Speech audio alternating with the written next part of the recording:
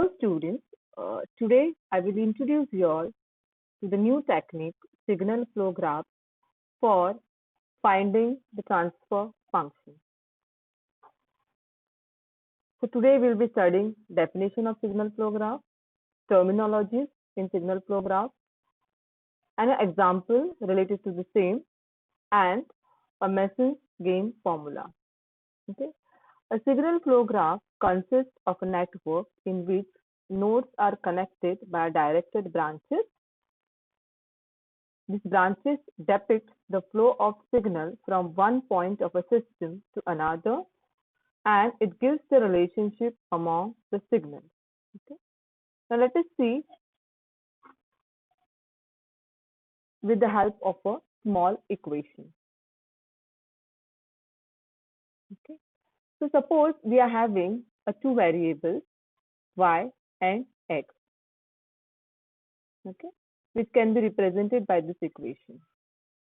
Now y will be our output variable and x is your input variable. So in terms of signal flow graph, I can draw it as x as the input, y as the output, and a as the gain of the branch which is joining your x and y.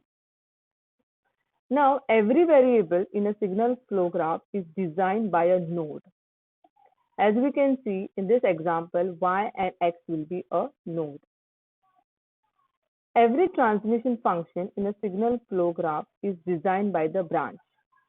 Okay, and branches are always unidirectional, they cannot be bidirectional. Okay, the arrows in the branch denotes the direction of the signal flow. Now, what are the terminologies related to your signal flow graph? An input node or a source contains only the outgrowing branches. Okay, so in this particular graph, our x1 will be the input node because we are having the branches outgoing from here. Okay, then the output node or sink contain only the incoming branches. As we can see here, our x4 is a sink node or an output node. We are having the incoming branches only. This is also incoming. This is also incoming, as well as the other branch is also an incoming branch. So it is the output node.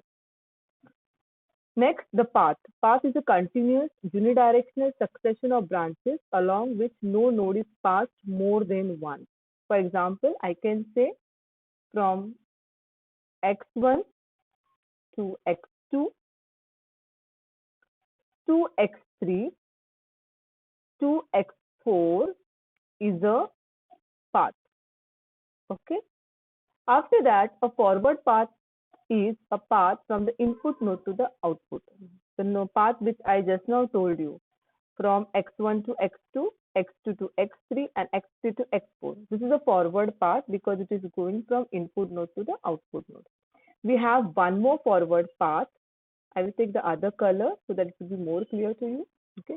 So the other forward path will be from x1 to x2, x2 to x4, this one. Okay, so this will be the other forward path. Okay.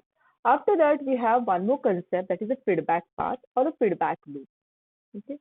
So feedback path or a feedback loop is a path which originates and terminates on the same node. For example, if I see this,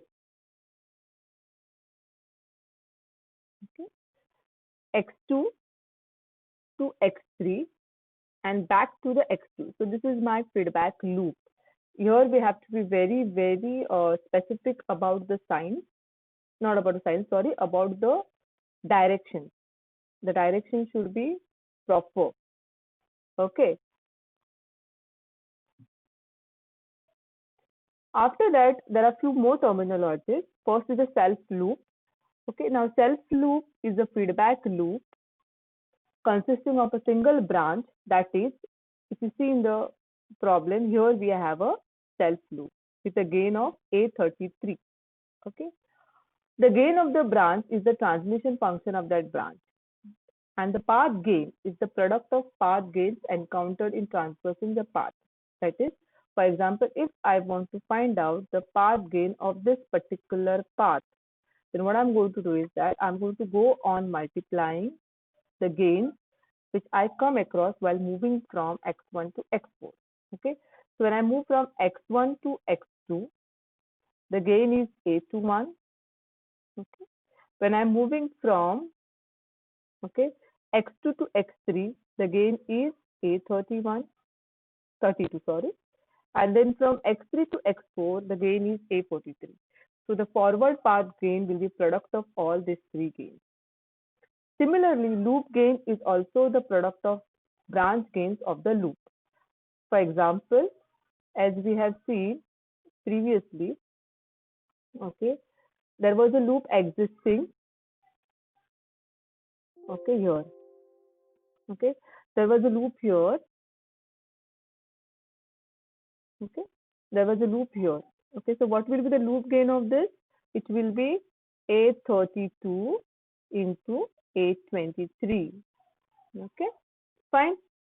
Okay, there is one more concept about the non-touching loop.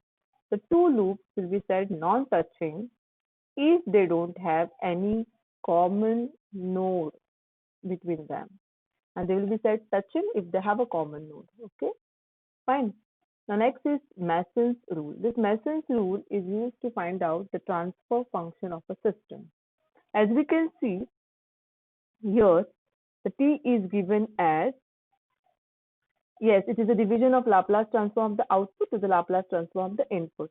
Okay, and the formula is summation of I equal to 1 to n pi into del I divided by del, where I is number of forward paths, pi is the ith forward path gain, del is the determinant of the system, and del I is the determinant of the ith forward path.